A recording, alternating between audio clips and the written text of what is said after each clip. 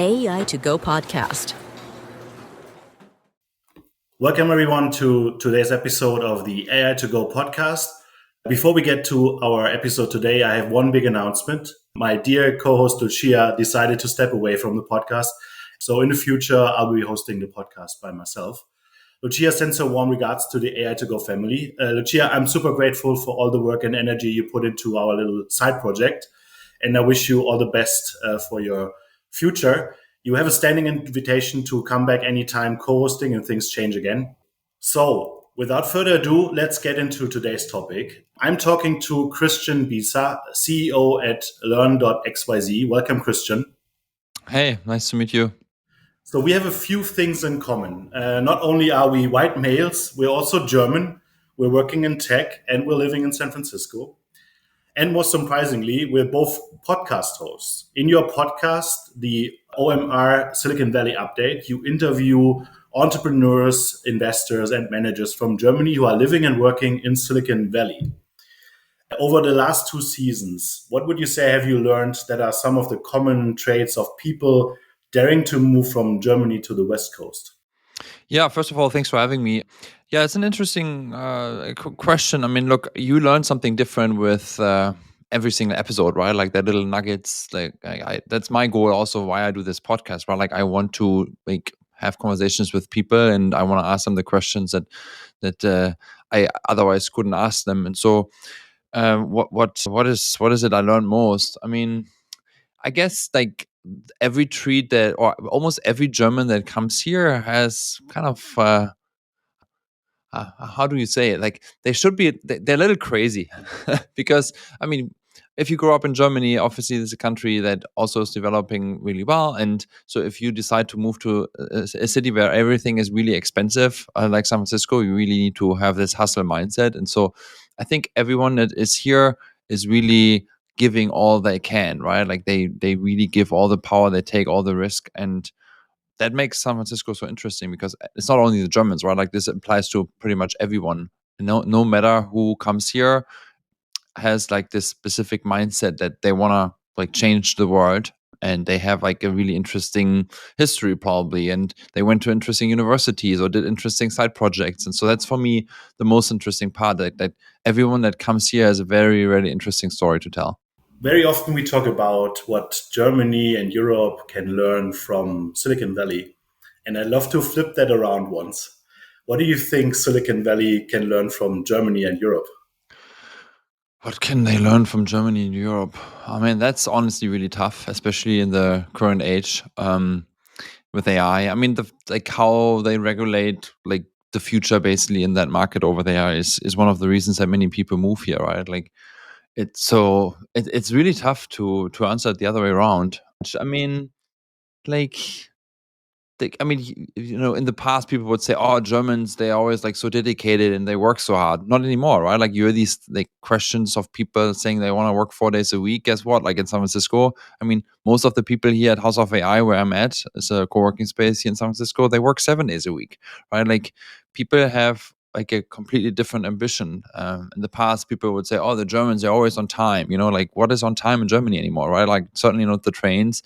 Sure, when you have meetings with people, they might be, but like that's just a given fact also anywhere in the business world now. So there isn't really much. My thesis is in the short term, being tech forward brings you a lot of advantages, right? So trying things out at scale will create a lot of economic benefits, right?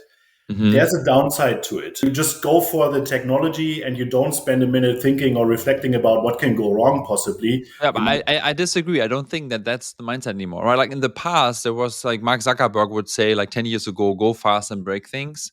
And that mentality is not there anymore, right? Like this rather ask for like forgiveness than for permission. I mean, I like to say these things also, but I would say that also Silicon Valley became way more cautious there. And I want to share one fun fact that I heard last week. Do you know Ivor, the investment or the startup accelerator? They had this program here for about 30 founders that they brought from Germany over for 2 months. They rented like a big mansion, and on the first day they asked all the founders like, who of you guys could envision staying in San Francisco for the long term? building a company here, and about 10% of the 30 or so raised their hand, so really like three people.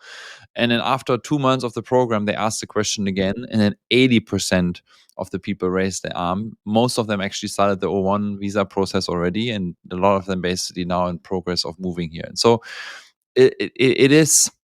They, I mean, I say this with a big caveat.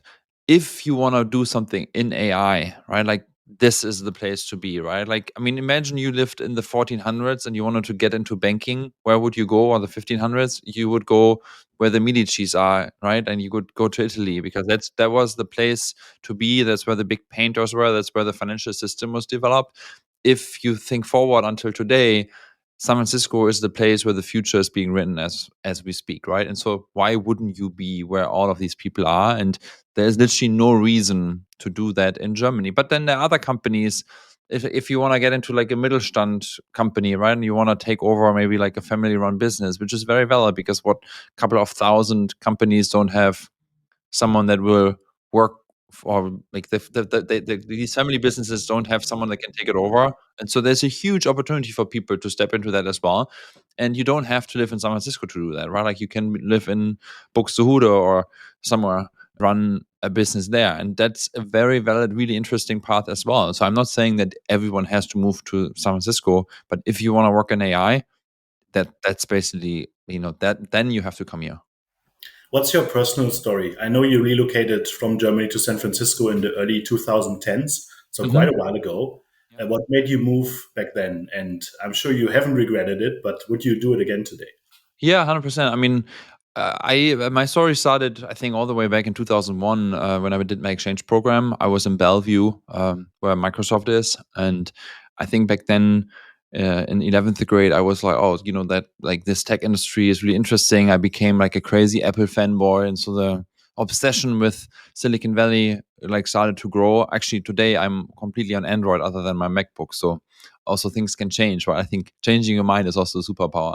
But in 2008, after my bachelor's, I traveled here with my wife, or back then girlfriend, today wife, and we did this California trip that a lot of Germans do at some point in their life. And we were sitting in San Francisco and thinking, hey, this could be a place where we could envision ourselves living. And then after college, I worked for a startup. We got acquired by Adobe here in San Francisco, and then they offered me to move to the US afterwards. So that was in 2012, and I thought, you know what, why not? I mean, I always wanted to live in San Francisco, and why not do this for 2 years? And then here we are, more than 12 years later, and yeah, like I don't look back, right? Like of course, there are these moments where I mean, especially on the family side, right? Like when there's like a birthday celebration or like a big dinner with the family happening, and you can't join that because you're here and you're like kind of 9 hours apart. Those are the moments when you sometimes regret that you are so far away. But other than that, I would say like this is the place with the most interesting people, with the biggest opportunities for work, and then the best climate you can live in my eyes. Some people say, oh, it's always so foggy in San Francisco, and it is foggy as I look out right now, but it's never over 25 and never under 15. And so that's for me just the perfect place to live. And if I want to have summer on demand, I just drive 30 minutes across the bridge, and then I have, my 30 degrees and sunshine and can hang out in the pool if I want to. But like for living and working, I think it's just the best place on earth. Yeah, absolutely. I can only second that. Just for reference, when we talk 25 and 30, we mean Celsius, not Fahrenheit. So It's not that cold here. Yeah, have a summer I still haven't adjusted to that, unfortunately. I'm trying to. I think San Francisco still gets a lot of negative press, both in the US yes. media, but also internationally. And I have a hypothesis there, because Please. all the tourists and journalists, both of them together. Actually, even it probably happens to you as well, right? Like we go to Germany and everyone's, oh, San Francisco is like full of homeless people. It's so bad. It's like, well, what happens? I mean, just the other week, actually, as a matter of fact, like a really high-profile German founder visited me here in San Francisco, and he comes to House of AI, and he's like, oh man, San Francisco, like, why do you live? Why do you like it here so much? And I was like, well, stop talking. Let me guess. You, first of all, have a cheap hotel somewhere on Union Square. Yes. You went to Fisherman's Wharf and you were like, oh, all these like horrible tourists and all this like not very nice. Yes, check.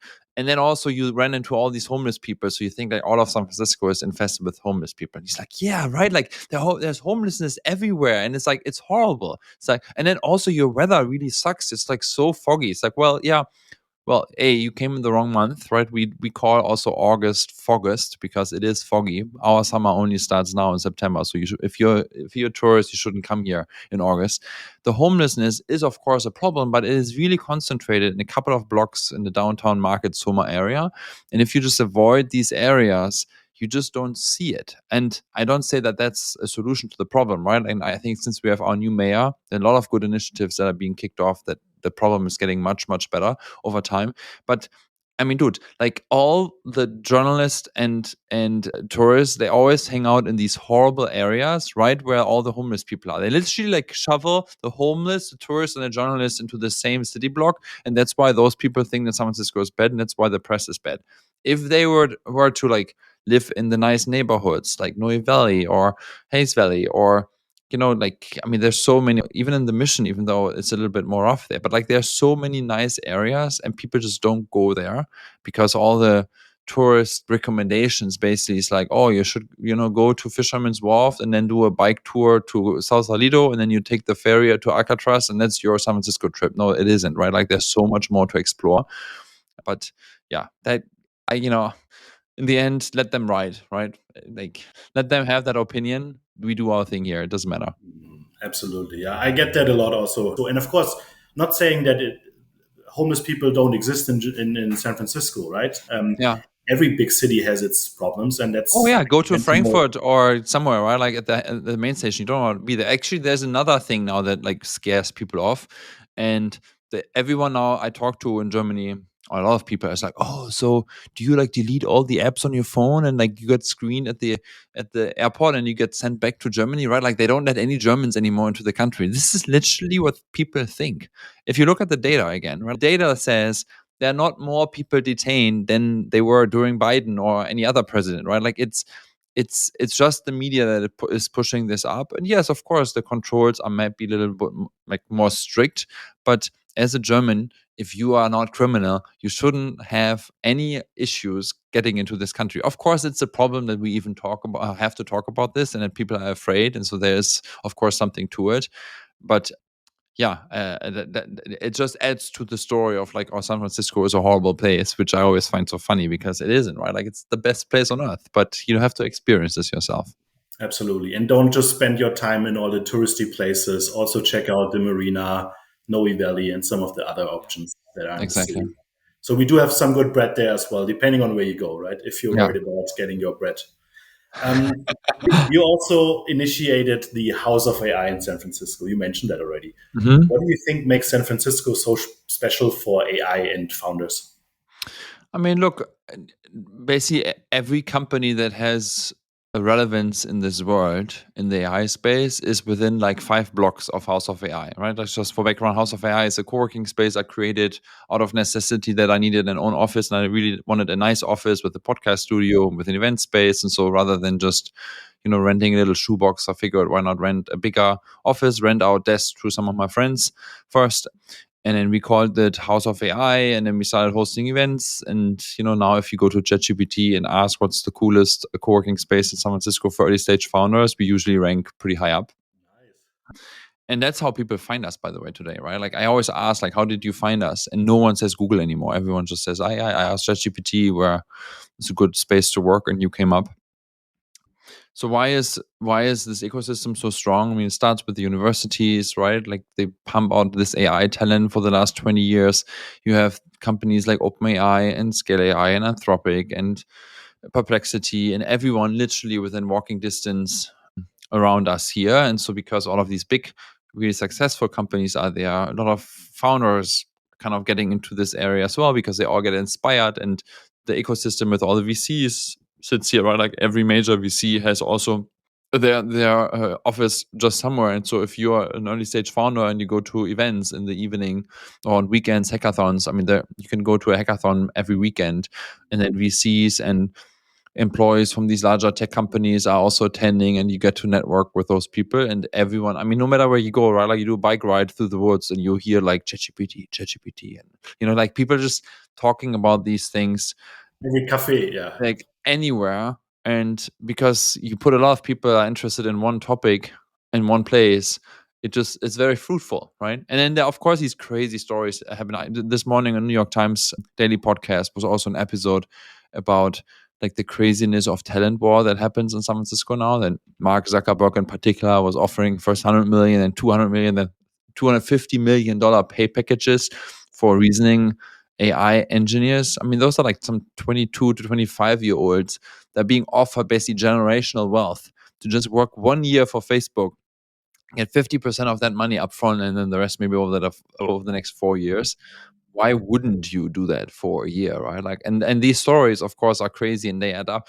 And I also learned this morning in the New York Times podcast that I forgot unfortunately what the name of the show was, but I have to check that out. But like, there's like literally like a 3 hour a day show now on YouTube, I think, that is like ESPN, like or Fox News or something, just about all the crazy stuff that happens in Silicon Valley, like a live show where like a bunch of hosts sits and they talk about all the crazy things that are happening.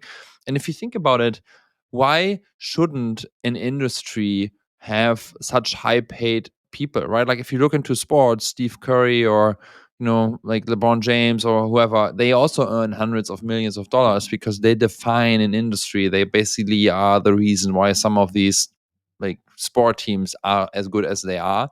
And if I'm like the crazy kid that like knows it all and like I contribute to a wealth of a company to such an extent, why wouldn't I earn 100 200 million dollars, right? Like that to me is just fair if you really deliver that kind of value. But of course, for someone that is like standing outside, that sounds a little crazy. And of course these numbers are crazy, but in my eyes they're also somewhat fair, right? Like if you really are that genius, you should be paid the same way as like a sports athlete. Yeah, yeah. I think there's a fine line here, but given the current frenzy, I think it's no wonder that you're competing for talent essentially. And one way to incentivize that is with money. And all the hyperscalers, they have billions of cash sitting idle in their bank accounts. So that's the way to go at the moment, right? I mean, given the current dynamic of the industry, that's one of the things that is only happening here, I think, on a Yeah. global scale. It's interesting, right? Like there was this one specific moment that I remember really well when Sam Altman bought Johnny Ive, right, the inventor of the iPhone, the iPad, the iMac, Apple Watch, everything. I mean, this like this designer that used to work with Steve Jobs together, and I think he bought him for like $6.7 billion or something, like a crazy amount. And they did this super high production video, and Johnny Ive is sitting there, it's like with everything that I've learned in the last 30 years, and like I'm came to the point, and like this is like this was the place it was meant to be.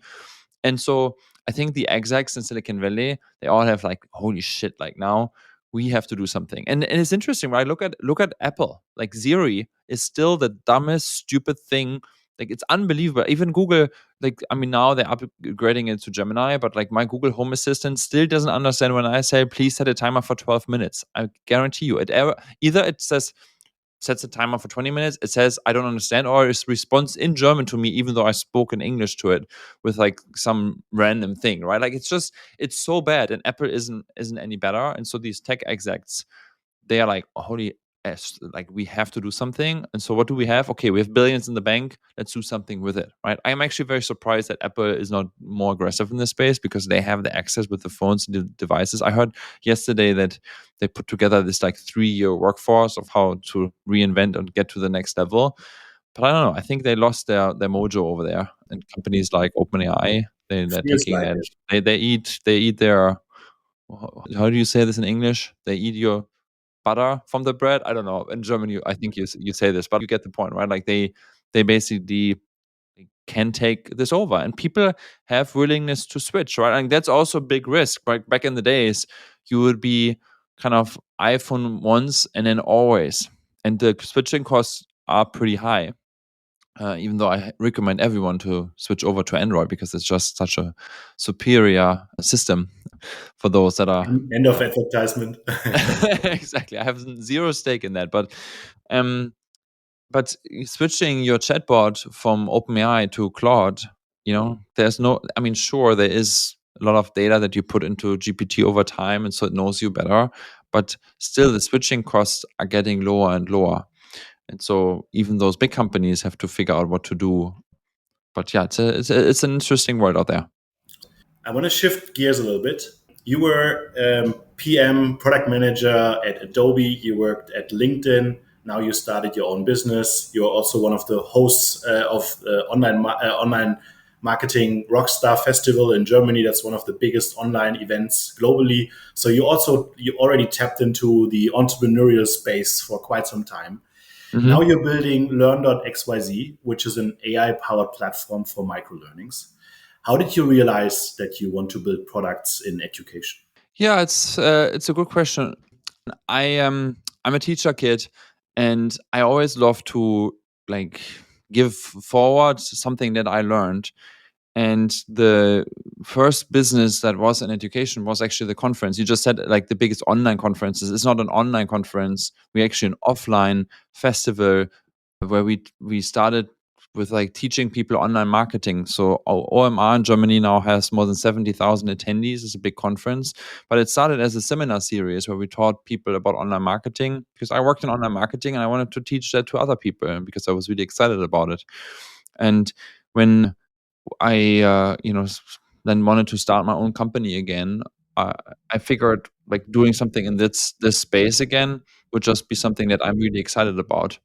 And we didn't have this one specific idea and said now B2B gamified like micro mobile learning is our thing. So that's not how it happened. And that's probably like what happens to most companies, right? Like you kind of have a hypothesis. Back then we said we want to do something in learning and that learning should be specific to a specific vertical because we want to be really focused. That used and at that time it was crypto. But after a few months we also realized that crypto, like people are not really interested in learning. They just wanted to get rich quick and they want to get money, and that didn't align with what we wanted to do. And so we developed the product further, and then AI came around the corner, and we were able to use AI to generate the content. So this was still pre-ChatGPT. And then it kind of went from there, right? Like first we built a consumer product, we got crazy traction, we raised a couple $1 million with that, and then we realized also that consumers you don't have the stickiness for that venture use case that we were going after. But then companies came to us and said, hey, we really love how you learn here, you solve this problem. Like in the corporate landscape, the biggest issue in my eyes at least is that people in learning is that people just don't learn. Like they buy the software, they buy the docebos and whatever of the world, and as I always said, like that's placebo, right? Like they basically buy a software and someone in the learning and development department makes a checkbox and now we have the learning solution. And if then someone really learns, if some employee even has fun learning, they don't really care. It seems for them it's just like a checkbox to do. But we came from the other angle. We were like, what if learning was actually fun also in the workspace? And so if we build an experience where people kind of come to the product because they really like how they learn, how awesome would that be, right? And we have clients where more than 40% of their employees come to our app every single week and they learn hundreds, thousands of lessons in our product. And yeah, so we did that switch to B2B focused learning where we connect to your knowledge base and then the AI creates all the content and you can then augment and edit that content, of course, and then assign that to the teams. And then there's a lot of gamification built into the app so that people get motivated not only through the learning but also through like little other rewards and points and streaks and all the little hacks. I like to say we Duolingo fight the product experience for learning at work. And yeah, so I guess there wasn't a specific plan. Like I always said I want to be in education. It just happened that we had the background, we had some knowledge, we saw that opportunity, and that's why we invested in that space. Yeah, makes complete sense. Based on my own experience, on demand learning it requires a lot of discipline, time management, especially if you're busy in the workplace setting, anyways, right? So driving engagement via gamification seems like such a great idea. Like my girlfriend uses Duolingo learning German and she's super engaged, right? So if you do that in a corporate setting with company specific training material, there's a lot of power in that, making this like knowledge pieces relevant for the individual employee in an organization, right? Can you talk a bit about what are the key application areas? So what kind of personas are using your product mostly? Maybe you have some personal stories that you can share as well. Yeah, I mean, it's one of our issues, I would say, that we still haven't defined like that perfect ICP is what people like to talk about, right? That ideal customer profile. That's literally our issue. Like we have almost from every vertical one client. And on the one hand, this is a great thing because if every company needs this, you have a massive market. But then, how do you find more of them? We were not able to repeat. Let's say we have like a big bank as a client, but like we weren't able to close a second bank. We have like a car wash chain, but then the other car wash chain was not interested. We have a construction company, but then I couldn't find other construction companies that wanted to work with us. And so um, that's for us right now still the biggest struggle of like how do we find those companies that like really want to go and do it. And the other struggle that we have is that companies take a very very long time to decide, especially in the learning departments. I'm talking like 3, 6, 9, 12 months until they even do a test. And we continue to get these emails from users that said, hey, I would love to use this product also for my personal learning, but like very specific, like AI. Like I want to get better in AI. Do you have like courses? And then also companies ask us like we love the software, but we don't only want to just buy the tool and then create all the content. We want to have some kind of catalog that we can access, and specifically for AI topics, right? Like things about the EU AI Act for our clients in Europe, like how to prompt and being basically certified. And so that's one part of the product where you will be able to take a lesson, like a learning path across multiple lessons, and then you get a certificate that you are basically certified by Learn.xyz in topic X with AI, and then you can put this on your LinkedIn profile. And similar to like what Coursera, for example, does. Coursera's business is very similar in that regard. That you can take courses on Google Cloud there, for example, and then you get a certificate. You can put that on your LinkedIn, and we do the same thing on the AI side with our product. But we still have our existing B2B product because that's driving revenues. But we just feel like that I think it's way more exciting if there's a user that wants to have this product right now and then pays for it, rather than going through its 12-month sales cycle to do a little pilot. And especially as a startup, it's really really hard. A lot of the things in AI that you see started in consumer, right? ChatGPT is a consumer product and they found their way into the enterprise later or with some other tools in the same space, right? Now you started your journey in consumer, then pivoted to B2B, and now I saw there's a wait list. So we'll be able to do some individual courses with certification around AI is, I think, the key Yeah. focus for now. What are some of your key learnings as an entrepreneur when you take a look at consumer versus B2B markets? Yeah, look, I mean, a lot of founders, early stage that you talk to, they have this this hope that they can build a consumer product, and then because once you like figure it out on the consumer side, right? Of course, it's amazing because you have millions, hundreds, billions of people that could potentially use your product, and you don't have to negotiate for a long time with them. They can just try it out. They can sign up and they pay you, and then that's how unicorns are made, right? Like the chances though of succeeding on the consumer side are really really hard.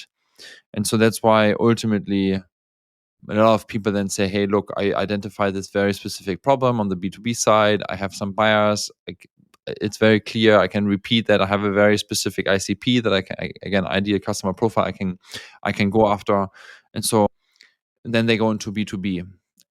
For us, we also started with this consumer product and we got close to 100,000 users and it grew really well, but then it kind of flattened out the growth and we weren't able to keep up and people wouldn't kind of stick around.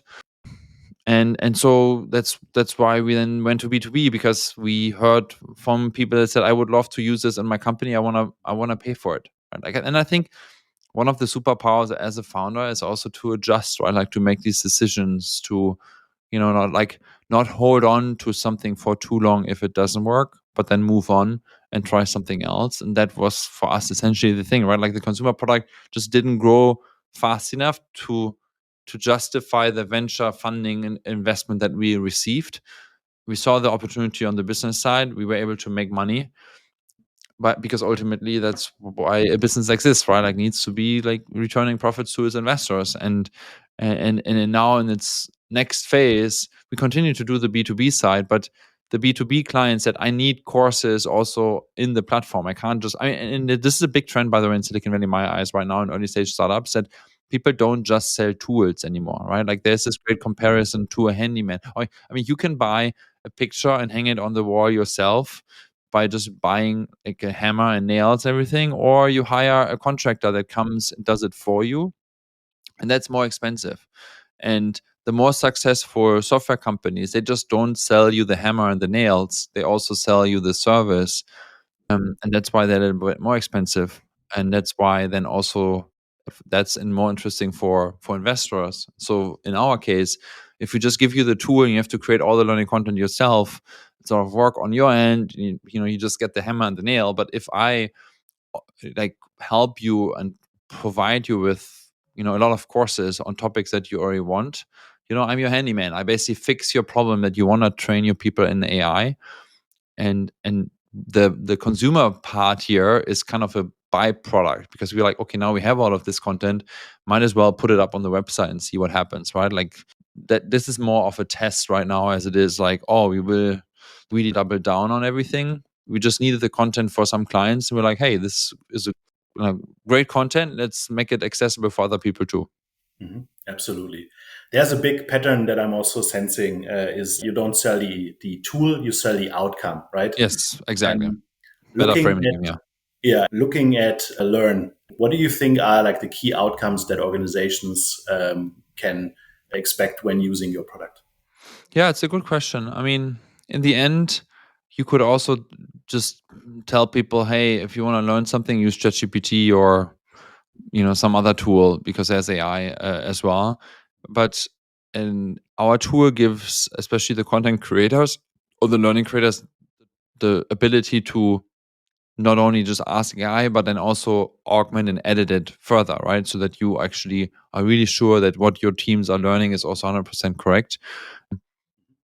Some organizations also don't require constant learning, but and I think and I want to talk a little bit more about the ICP that I think is great for us.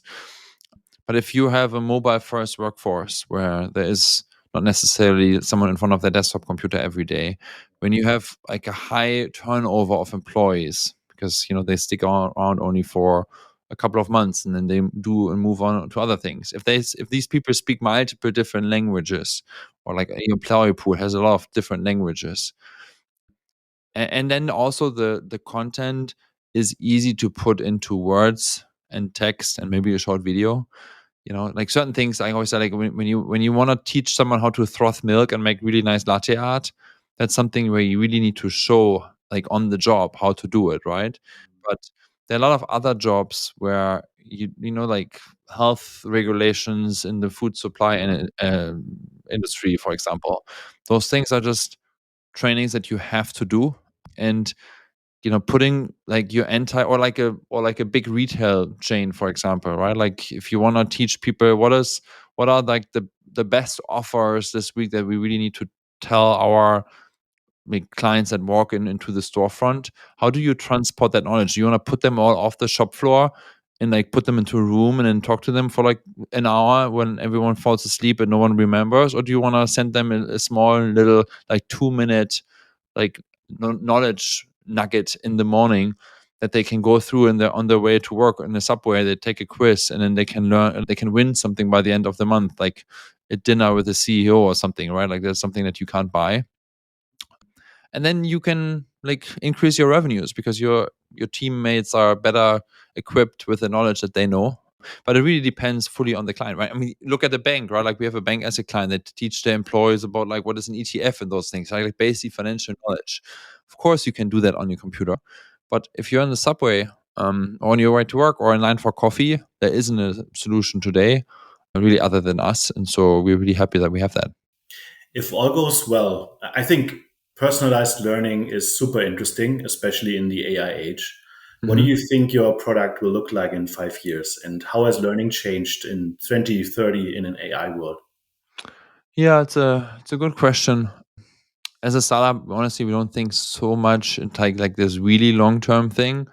But what I believe is like an app, you swipe through the content. Of course, that's not all, right? Like what we talk about to our clients or prospects is about like how does knowledge sharing, like how does all of this like stuff that sits in people's heads when they leave the company, also like how do you transport that further? And so what tools are needed to also learn in the flow of work, right? Like how can you integrate that into Teams, into Slack?